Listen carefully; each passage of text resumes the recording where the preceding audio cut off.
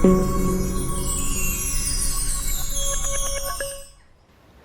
guys, today's video comes from Kinross Trout Fishery. Prior to this week, I had only ever fished at Kinross once before, so I was keen to pay a visit and bring a new venue to the channel. At Kinross there's 4 waters, 3 of them are for fly fishing, and there's 2 main waters which are larger, the first one being Baxter and the second one being Charlie. I spent most of my day fishing Charlie, mainly because there was more of a ripple on the water, and that's what I was looking for. So yeah, Baxter was quite calm and it was quite busy as well at times, but I found on Charlie I could get a peg that had a nice ripple on the water and there was clearly fish moving in that area. So that's where I started off. On arrival I checked with the staff and they confirmed that the fish were showing high in the water, which is to be expected at this time of year, and based on the conditions I kind of guessed it would be quite high up in the water, so that basically let me set up my rods to try and fish that top 3 foot of water to start with. So I set up one rod as a dry fly rod, and the other rod I wasn't sure what to do. The staff had mentioned that the fish had been up for chasing the day before, so normally I'd either start with the washing line, but because of that comment from the staff I thought I'll set up with a couple of lures and try and fish them high up in the water, try and pick up a few early fish and see if they like to chase. Always good fun fishing that method if a fish is willing to chase the fly, so that's how I started off. So as I say, I started with 2 flies and my leader was 15.5 foot long with 7.5 foot to my dropper and 8 foot to the point fly. I was using Seaguar Grand Max 7.5 pound breaking strain. The flies I was using, I had a cormorant on the dropper, and on the point I had quite a large black zonker. Cast that out and it wasn't long before I was into a very acrobatic fish. As you can see here, nice jumps. And yeah, you could tell that straight away the fish were going to be up for chasing. This had taken the black zonker, which wasn't a surprise, stands out a mile in the water. And yeah, this first fish was giving me a bit of the run around, and then as you will see it came off. I was a bit worried at this point, never like losing my first fish. I always feel like I'm jinxed for the day, but as it turns out that wasn't to be. The black zonker that I was using, it wasn't weighted at all. There was no bead, no eyes, no lead wire on it, and that just meant with the rabbit material it's quite buoyant anyway, and that would just keep it right up in the top of the water. With the cormorant just fishing that little bit deeper, was retrieving pretty fast, and as you can see there, into a fish.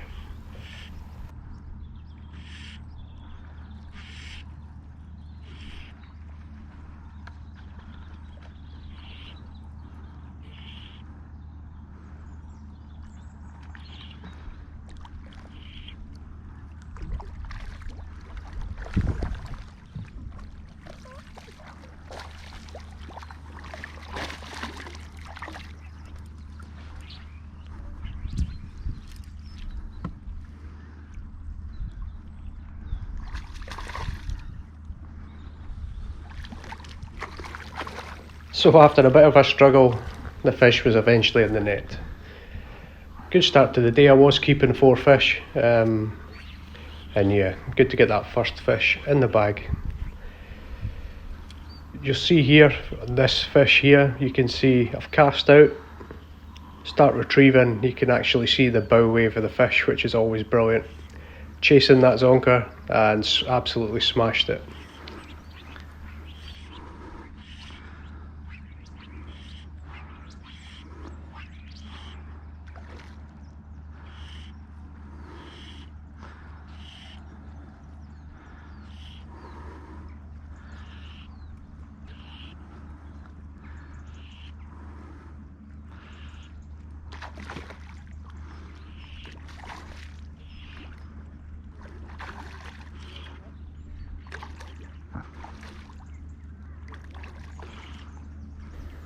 It was at this point here, I had the fish close in, went to get my net, and schoolboy error, I'd left the net back up beside my box. Once I eventually got back to try and land the fish, it just took an absolute run. Couldn't stop it. Brilliant.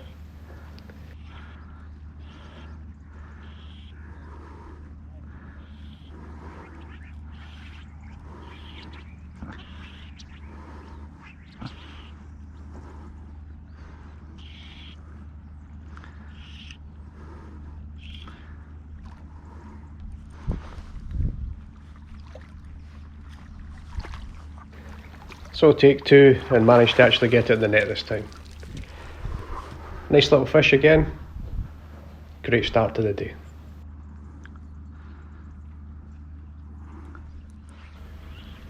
So casting back out again, and you'll see here is almost as soon as the fly hits the water, the fish was attacking it. It was great fun, getting so many pulls and follows and just speeding up the retrieve, try and get the fish to commit to taking it. And yeah, it was really good fun.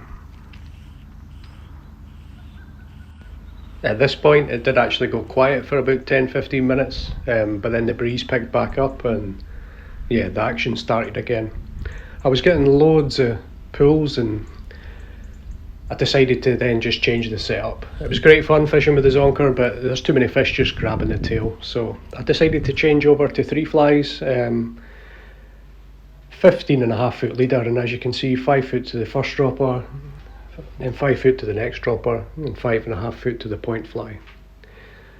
I put on 2 crunchers on the droppers and a candy blob on the point. Just gave me the option of still fast retrieving to get them to chase the blob potentially, and fishing a bit more natural as well. At this point it was just a nice steady figure of 8. And the reason I actually went for a blob as opposed to a fab was because I did intend to fish a bit faster at times. If you're fishing slower, I'd tend to go with a fab just to keep the flies high up in the water because I knew that's where the fish were. But for this I was happy to fish it a bit faster, slow down. I knew there was fish in the area, and having the blob as opposed to the fab just meant I could fish at different depths, and when I did fish fast they were high up in the water anyway. As you can see here, fishing right down the margin, and yeah, into another fish.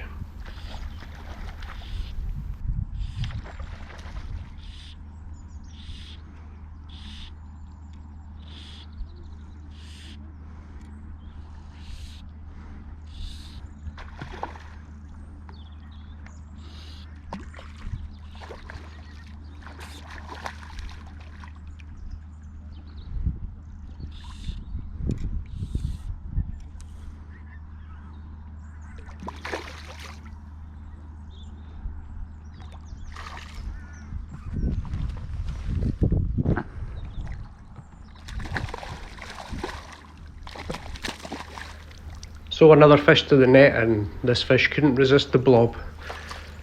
Doing its job, attracting the fish in, and yeah, another nice little fish, nothing massive, but I was having great fun. I've decided at this point to switch over to the dry fly rod, just for a change really, and so I was fishing just the one dry fly and on a 15 foot leader using Seagar Grand Max 7.5 pound again. The fly I put on was a Yellow L CDC, and that was in a size 14. So I cast out and just let it drift round with the breeze.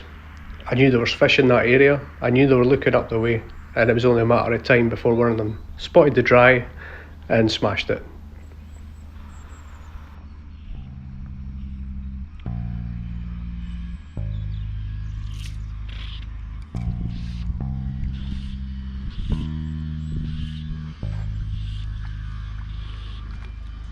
I'm just good at caring too much. I'm just good at caring too much. Is it too much to ask that you be all mine? I never was good at sharing.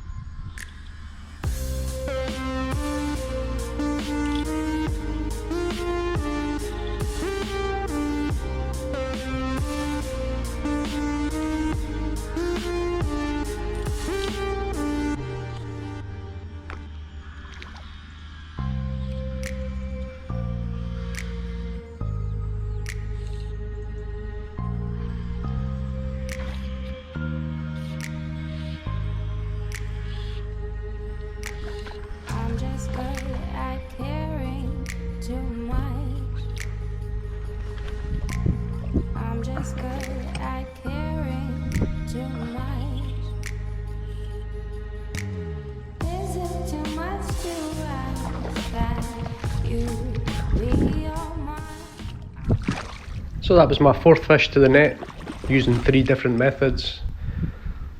Again, another nice little rainbow, and that was me with my 4 fish. This next clip I'm straight into a fish. Basically after that 4th fish I went weighed in the fish and had a cool bag with ice in it, so just went and put them in the car and then took a wander down to Baxter and found a free peg. As you can see, it was pretty flat calm, but yeah, threw out my dry fly. I was on the phone and almost dropped my phone in the water as this fish took the dry fly, but yeah, nice little fish, on catch and release now, and away it goes. I started to have more of a wander at this point, ended up back on the Charlie Lake, still on the dry fly, using a suspender buzzer this time, just trying out different flies. Casting out there to the edge of the ripple, which is always good when you're dry fly fishing, and yeah, into a fish again. Suspender buzzer.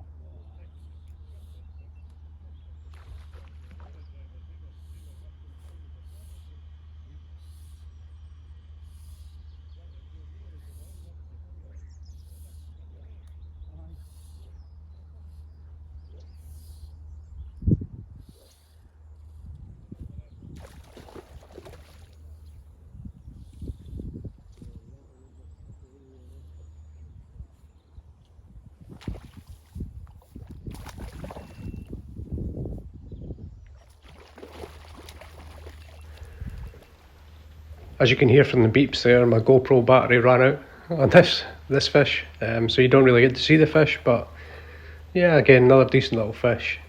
Nice to get another on the dries, and it was quickly unhooked and back on its way.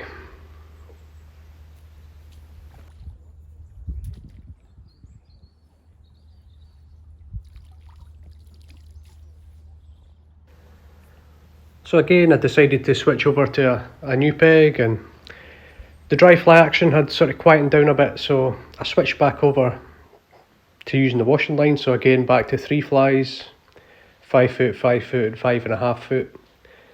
And again, I was using crunchers on the dropper and the candy blob on the point. I was just casting out different angles, steady retrieve, and yeah, there was plenty of fish in this area too, and it was nice to get on this one into a fish, and this time on one of the naturals.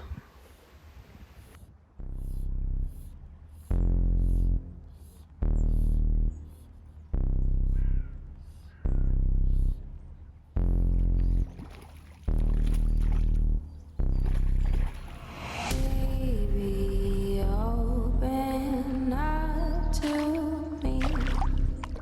Don't give up so easily. Open up your eyes and see. There's more to our story. Baby, open up to me. Don't give up so easily. Open up your eyes and see. There's more to our story. Don't leave me hanging. Don't leave me hanging on.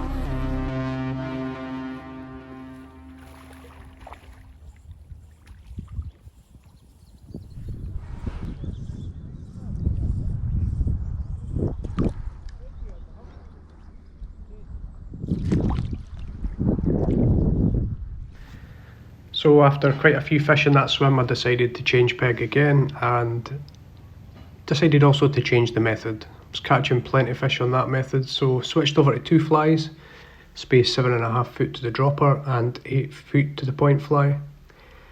And the flies I put on was just 2 cormorants, so both of these cormorants were in size 12.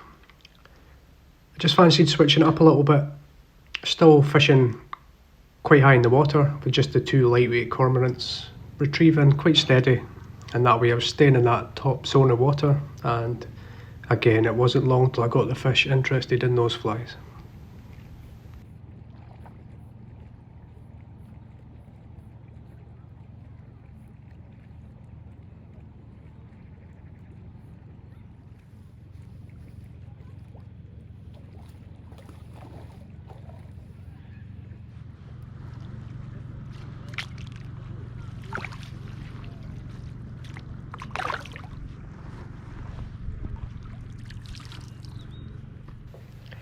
Here you can see I decide to tuck the rod under my arm and just do a roly-poly retrieve with the cormorants.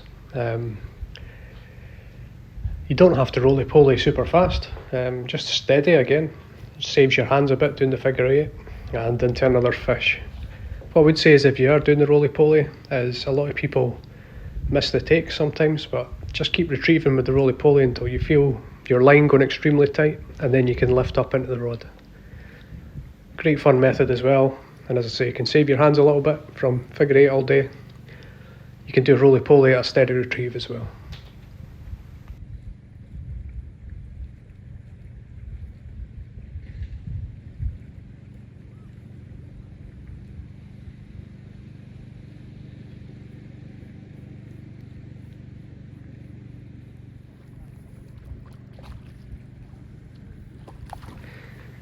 So this fish rounded off a great day's fishing up at Kinross. Didn't catch any monsters, but to be honest I had a lot of fun. I could have spent time fishing deeper potentially for some of the bigger fish, but had about 15 fish I think on the day, and I'll definitely be back. Thanks for watching, guys.